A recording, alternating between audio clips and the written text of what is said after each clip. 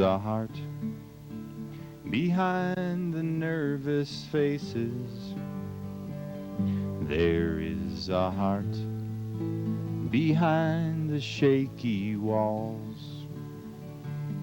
You'll find a heart in some of the strangest places, if you'll just try to take a look at all. Hello, my name is Bill O'Donnell for the Art of Healing in Santa Fe. We are here in the Laughlin building just below the plaza in Santa Fe, interviewing John Lash, the author of the Seeker's Handbook, the Complete Guide to Spiritual Pathfinding. Hello, John. Hi, Bill. This is quite a book here. Quite a book. Thank you. The Complete Guide to Spiritual Pathfinding. I'm glad to hear there is one out there, and somebody around here did it. John, tell us a little bit about yourself. How did you come to get on the spiritual path, and what led you to it in the first place? Well, one of the reasons why I could write this book and call it by that subtitle is because I don't feel that my experience is so different from that of many other people. I believe that we are all set on a quest in our early years, and that the clues are there, and that the pathway is open to us very early. And that's certainly what happened to me. Mm-hmm. Although I was born in New York City, due to some interesting karmic circumstances, as we say, family problems and things, I grew up in a very small town in Maine from the age of 3. And through exploring nature primarily, and through unusual dreams, I began to ask questions, and I began to take those first steps that led me to this quest in the labyrinth, as I call it. Okay, you're now in your mid-40s, so this has been going on for a long time. 40 years, really. Let's go back just for a few minutes and sort of think back about your childhood, and what was it about you, as you look back, that caused you, among all your friends or associates, to spend your life, in effect, pursuing this vision as opposed to going out, establishing a career, the normal types of things that we think of? Mm-hmm.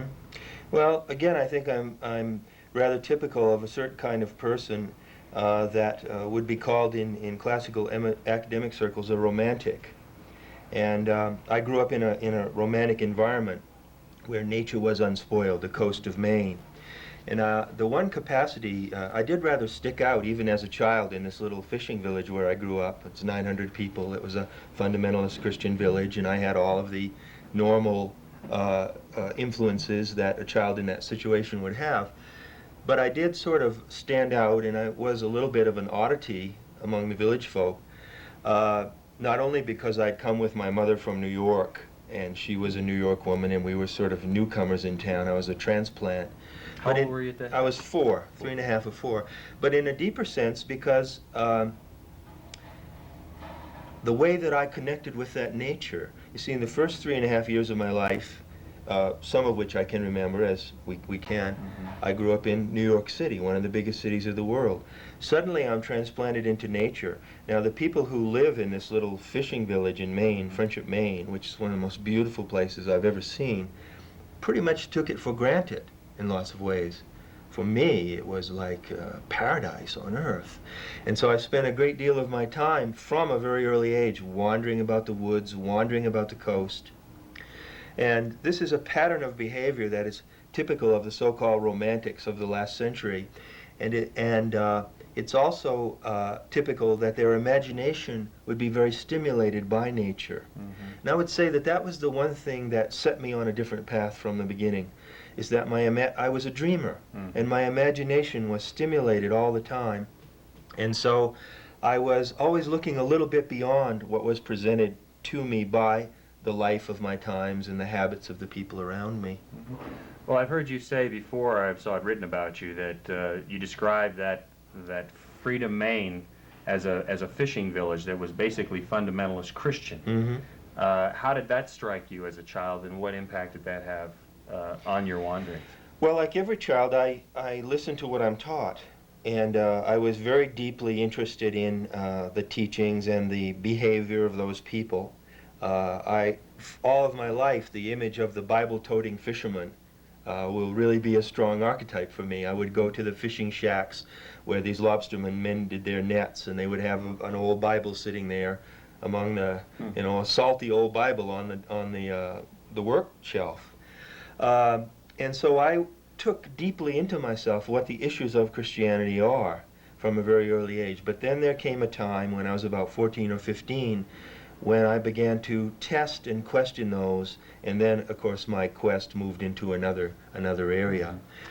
Well, that's a pretty common thing for Yeah. kids to do, to Yeah, test it that is. sort of thing. Sure. Did you attend any particular church? I attended When you the grew up? Advent Christian Church in Friendship. It's Friendship, not Freedom, but I'm Freedom sorry. is 40 miles away, and Liberty and Harmony and all those places are close by, but it was Friendship. Yeah, I attended the church. I used to have a very long set of pins for my Sunday school attendance, and I was deeply affected by the Christian ethos and the whole power of what Christianity represents, and that has been a large shaping force in my life. However, as I became more intellectually mature as a teenager, I began to question the ultimate ramifications, you might say, and the applications of some of the Christian beliefs. Well, we might as well, let's get into those. In terms of a spiritual seeker, how do they contrast with your life as a spiritual seeker? Traditional Christian values. Well, you see, one of the things that I try to present in my book is the art of tracking paradigms. That's what I call it, tracking or unearthing belief systems. Every teaching and technique that you encounter in the world today, whether it be fundamentalist or alternative, has certain implications, certain belief systems that inform it, but they're not always obvious.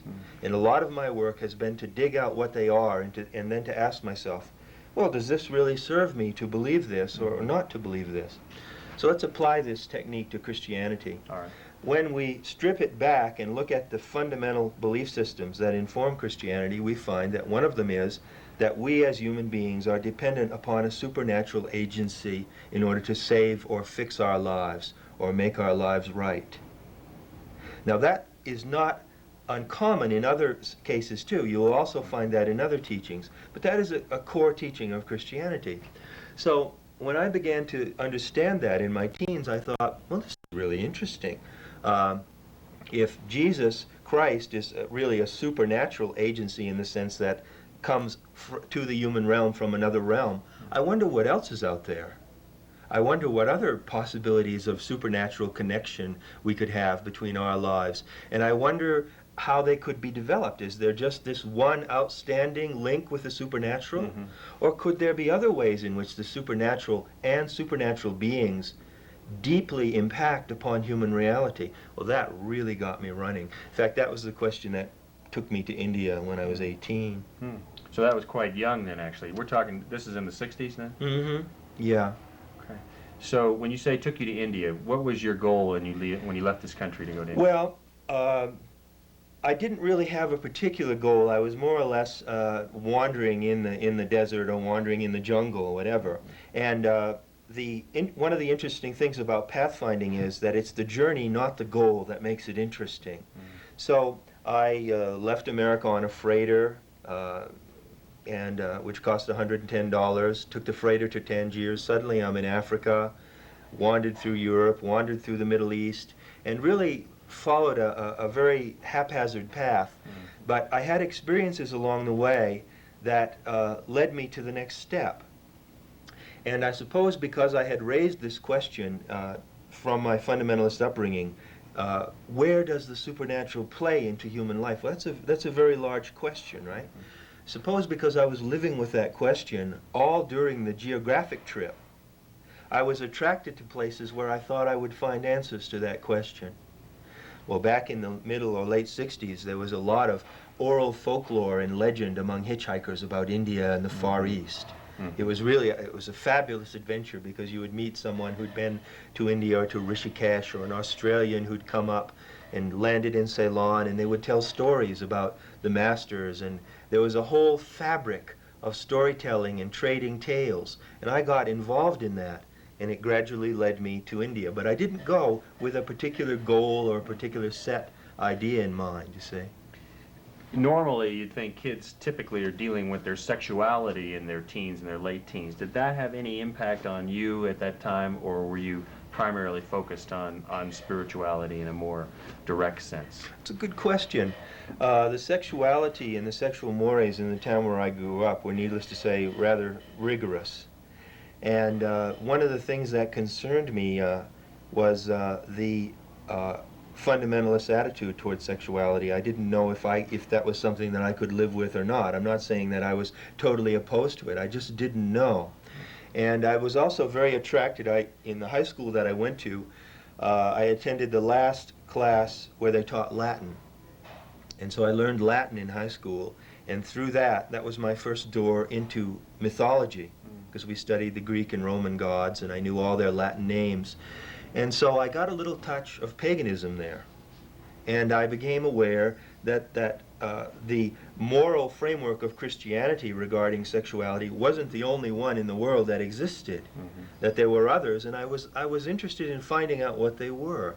So I was attracted to the Oriental and pagan attitudes towards sexuality, and gradually in my course of my journey I learned about what they were. Well, give us a little idea then, contrast typical Judeo-Christian sexuality as it applies to spirituality and pagan sexuality as it applies to spirituality. Well, one of the things that impacted me very strongly when I got to India was encountering Tibetan Buddhism and discovering that in the iconography and in the art, the tankas and the mandalas of Tibetan Buddhism, that the supreme image of deity was a man and woman in sexual intercourse, in a yogic posture, meaning in a sacred posture. And so I was introduced to the idea that there was a sacramental or sacred aspect to sexuality. And that certainly contrasts with what I had been taught up until that time. And that impacted me very strongly, as it has everyone else I've known who's come across that idea. Well, there's clearly a lack of evidence of what actually happens in the sacramental union. There's nobody out there actually teaching that I know of, certainly within the traditional churches, but it always has been part of it. So you're saying that you experienced that directly, more out front, so to speak, that it was a normal part of the spirituality. Sure, of in the Hinduism people. and in Buddhism, it's a very normal part of the way it's represented. And then when I was in India and I was able to go to some sites and some temples, there's a lot of erotic imagery, and the gods are shown in a very erotic way, as they are in European paganism. And I want to emphasize that I didn't immediately get drawn into any of this. I've always been a very cautious seeker. I've been interested in alternatives, but I'm very slow to identify or adopt anything. But I thought, wow, this is really amazing. I mean, I never heard of anything like this in friendship. I wonder where this could lead, or what could possibly come of this if one pursued it. Because I've heard the Dominican priest Matthew Fox say that the churches have abdicated eroticism to the pornographers, and that it actually belongs in a spiritual context. Is that your experience? I'd say that's a very astute comment, and definitely sexuality belongs in our spiritual view. Where exactly it belongs, I'm not really sure, but it definitely ought not to be excluded. Right. Well, let's talk about the potential exclusion for a spiritual basis, if we're not getting too far afield here. In your experiences with spiritual practices, could you talk then about celibacy and how that works in a spiritual context, the benefits of it? Well, it works very clearly in two ways. One, it enables one to concentrate one's forces in the body much more intensely. And then out of those concentrated forces, a higher state of awareness or clarity or types of meditation can be achieved. It increases mental concentration. On the other hand, it also has very definite social and sociological influences, because if we're not involved in exploring love and sexuality in the personal sense, that whole dimension of experience is excluded. Then one can concentrate on other issues, on spiritual questions. But I'm really concerned at this point in my life with the enigmas and the challenges of love and romance and sexuality and intimacy, as many people are today. And I'm view them very much as something that should be contained in the spiritual quest and not excluded. Are there any practices beyond those that you've already mentioned that expressly include them in their spiritual practice? Well, there are a number of practices we can look at that we've inherited. As far as I'm concerned, the practice of honesty is the fundamental practice. In all things, I think. Especially in those areas. To be honest about our desires, to be honest in intimate relationships, is a tremendous spiritual discipline. I also read somewhere where you had some experience in teenage rebellion. Right. Oh, yes. That's a pretty common experience, I think, for parents and teenagers alike. Mm-hmm. Could you talk about it in retrospect and see what those seeds were in you that caused you to rebel, Mm-hmm. and what the positive and negative ramifications were? Mm-hmm. The main seed that sparked my rebellion was not so much rock and roll and Elvis, although he was very big at the time, but it was Nietzsche. Nietzsche. Yeah. Nietzsche really influenced me when I was a child.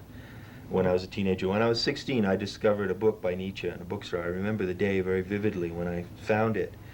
And what Nietzsche did, of course, he's a complex man. Apart from talking about what his philosophy means, what it did to me was, it was like a slap in the face. It was like saying to me, you have to be responsible for forming your own values and the basis of your own choices. And you have to be very, very careful of what you accept that in a hand-me-down fashion, because a great deal of it may be corrupt or misleading. Well, that just scared me and really woke me up, and it excited me and scared me at the same time. And I would credit a lot to Nietzsche, apart from, I'm not a Nietzschean. I'm not going to sit here and say I adopted things in his philosophy, but his effect on me as one human being to another had a lot to do with making me a good seeker, someone who asked very tough questions. And what country of origin was the philosopher Nietzsche? He was German? German, yeah. What years did he write in, do you recall? He wrote toward the end of the 19th century, from about 1880 on.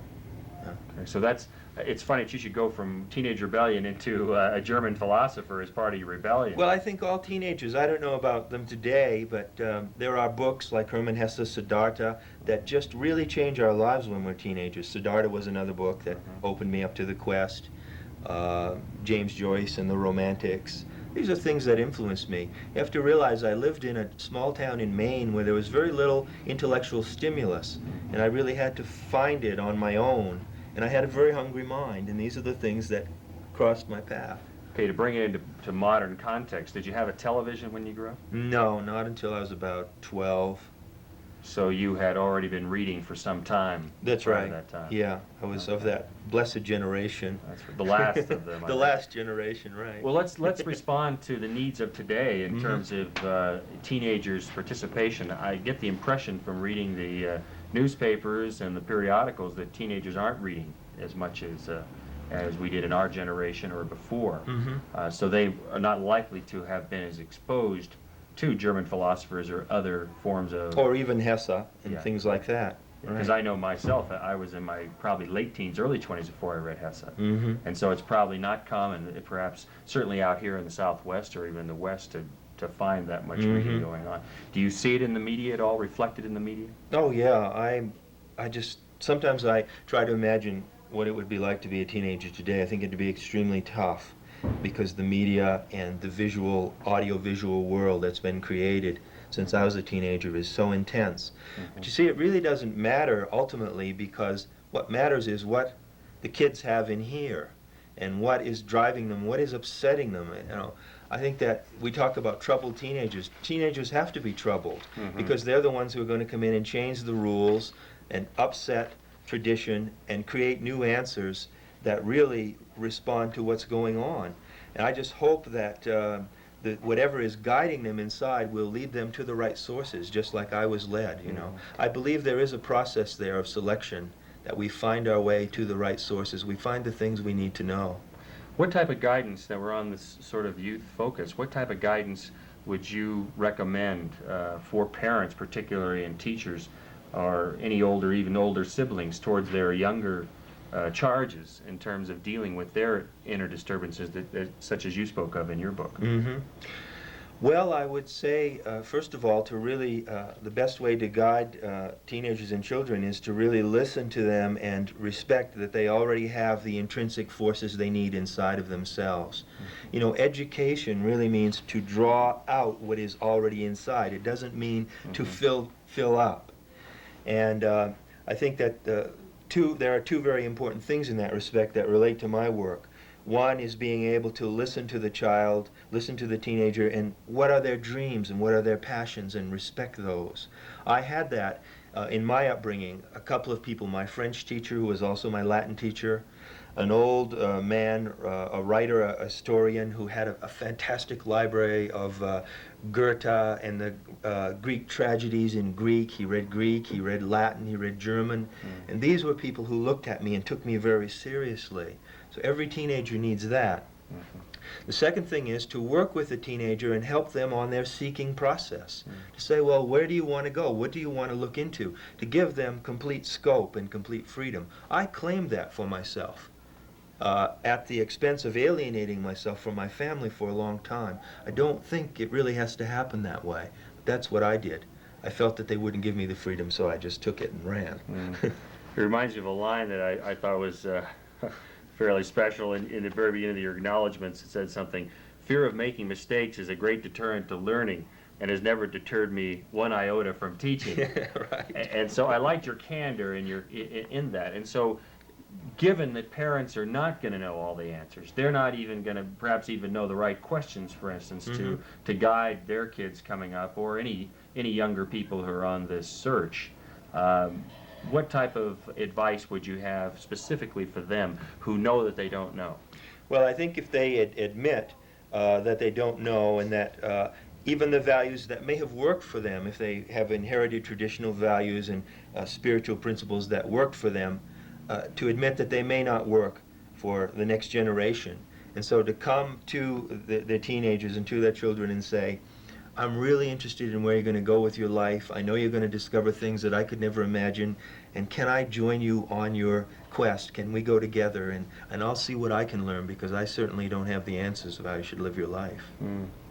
You made another comment in the book referring to something called wild-eyed Mobies. Wild-eyed Mobies, yeah. That you laid on, you offloaded to your students. Right. Could you tell us what that means? Down through the years, I've sort of invented a lot of words and terms, slang terms that I used with my students and friends as a shorthand for spiritual experiences. And a Moby, of course, refers to Moby Dick by Herman Melville. And I used a Moby to refer to an idea in any spiritual realm that becomes an obsession, and you go chasing after it, like Melville, like Ahab chased after the whale, and then it consumes you. That's, for instance, for some people, the idea of extraterrestrial intervention could be a Moby. They could just become absolutely fascinated by the idea that there are extraterrestrials and conspiracy theories, and anything that gets enormously out of hand, and then you end up chasing it and going down with it. I call that a Moby. I've chased a lot of Mobies. Sent my friends off chasing a few of them too. On the other hand, if you were a vocation director for the ministry or the priesthood, I imagine that's the same thing. You start pursuing church life in some way. Next thing you know, you're in seminary, and you're often that's not necessarily a bad thing. I imagine. The trouble with the Moby, remember, the whale was white, and white means absolutism. And really anything can become a Moby when we invest it with the character of absolutism, and it becomes then dominant. Then we don't have the beautiful flexibility of vision, which I think characterizes us as human beings, as the most evolved mammalian, that we can imagine and see. And when we fixate on absolutes, then the Moby will take us down every time. Okay, well, let's shift to an absolute, because I think most Christians, for instance, look at the Bible as the absolute living Word of God. And obviously you came from a Bible Belt area in Maine fashion, for instance. Could you address some of those issues in relationship to traditional Christianity then? Where the dangers are as you see them as a spiritual and pathfinder, and where some of the benefits are? Because I noticed also in your acknowledgments too, your first reference is knock and it shall be opened unto you, and seek and you shall find, and that's right out of Scripture. I think Jesus said that somewhere in one of the Gospels. Sure. So could you address those issues? Sure. I hope very much, and I had this in mind as I was writing the Seeker's Handbook, that even though it deals with the alternative paths, of which so many are available today, the options of Sufism, Theosophy, Gurdjieff work, Jungian work, that the book would also be of great value to people of a fundamentalist persuasion. For one thing, I'm sure that there are many cases of women, like a housewife in Omaha whose daughter was brought up in a traditional way, and then she met someone and she went off and she joined the Sufis. Or she's now into body work and massage. And so people in the fundamentalist community have a need to understand what these other options are about and what really attracts people to them, rather than to just draw a very strict boundary and say, that's outside the rules. If you don't follow our rules, then you're not on our side. I think that's very divisive. And I hope that my book can serve for a more compassionate approach, and a more compassionate dialogue between people who are committed to fundamentalism and people who are seeking something else. Well, there's certainly a lot of middle ground there, too. Yeah, there is. I mean, not every church or religious practice is fundamentalist in that sense. That's that every right. word in the Bible. But the point that you mentioned, that the Bible is the final and exclusive authority on the Word of God, is what we might call the most radical fundamentalist view. I personally really can't subscribe to that. I mean, my experience just doesn't give me that result. You understand? I think I share in common the experience with many people in the modern spiritual movement that the experience of God for humanity is an ongoing and open-ended process. It cannot, all the rules cannot have been given at a certain time. That makes it have a very static quality. And so while I don't have an adversarial position to people who believe that, I am more involved in saying, well, where are we with God today, and what kind of encounters can we have, and what kind of, I like the word reciprocity. I think of God as a factor of reciprocity in our lives, something that we interact with all the time, rather than something that is given in the past and has to be followed in a regimental manner. And that's one of the main characteristics, as you know, of alternative seeking that sets it apart from radical fundamentalism. And that can be either an irreconcilable difference, depending on the people. If the people are open-minded and compassionate, then that won't be irreconcilable, because they'll be interested in each other's experiences. That's the key thing. Am I sincerely interested in your experience, if you believe that? And are you sincerely interested in mine if I believe something different? Well, that's a good point of digression. I think that at this point it may be appropriate, instead of just focusing on that, would be the fundamentalist approach, would be to move into the more mystical traditions that you've experienced and to reflect on some of those. I noticed you also said that Joseph Campbell in the book was one of your great influences in you, and you spoke about the labyrinth and the things that when you start to leave, you know, terra firma here, and you move into more mystical realms of spirituality, that there are not a lot of guideposts for you. Could you talk to that a little bit? Well, mysticism and the imagination are the two most powerful influences on my life that have led me through that labyrinth. And the ways that I've explored them have been very, I haven't really followed any teachers or followed too many techniques. I've tried a lot of techniques, but the ways that I've explored them have been really totally experimental. When I've heard that something was possible, for instance, when I encountered in Zen the idea of sudden enlightenment, then I made myself available to have that experience. And I went to places and I went to temples, and I allowed myself to be in a place where that could happen to me. And what I find is that the doorway that really leads into the labyrinth, into the modern spiritual quest today, is simply that attitude. It's saying, well, what's possible to me? I've been told that I can believe X, Y, and Z, but what if I go here and have this experience? What if I go to a Sufi workshop? What if I talk to a Zen master? What if I hang out with some people who practice Gurdjieff's principles? What's going to happen to me? What if I make myself available to those influences, you see?